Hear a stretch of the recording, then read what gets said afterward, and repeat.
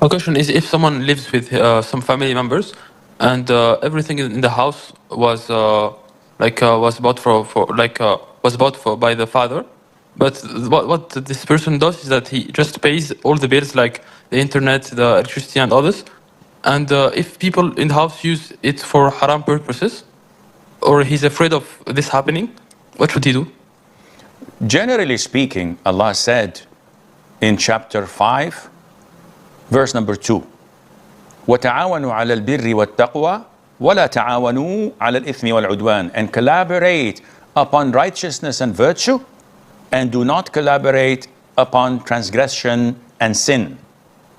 So if you know for certain that an individual is going to use this internet solely and only to watch and listen to haram, you have to block them from it and not pay for it, or at least not give them access to it.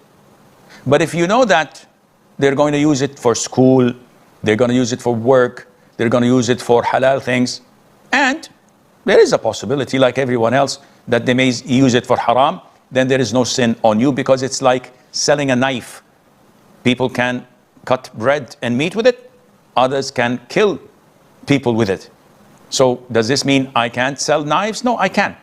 But it depends on the intention of the one buying. If the one buying it, I can tell up front that he is going to use it for haram, I cannot sell it or collaborate with them on it. That you are messed up. This is obvious.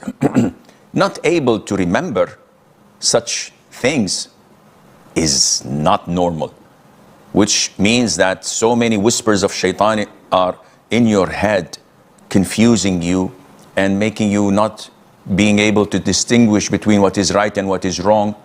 And this has escalated to make you now doubt your own beliefs and your own religion. And this is a very dangerous thing.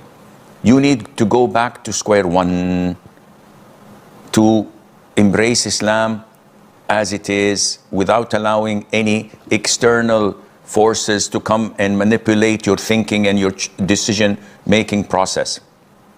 And if you need, you may have to also apply for a counseling session where we can talk this out, inshallah.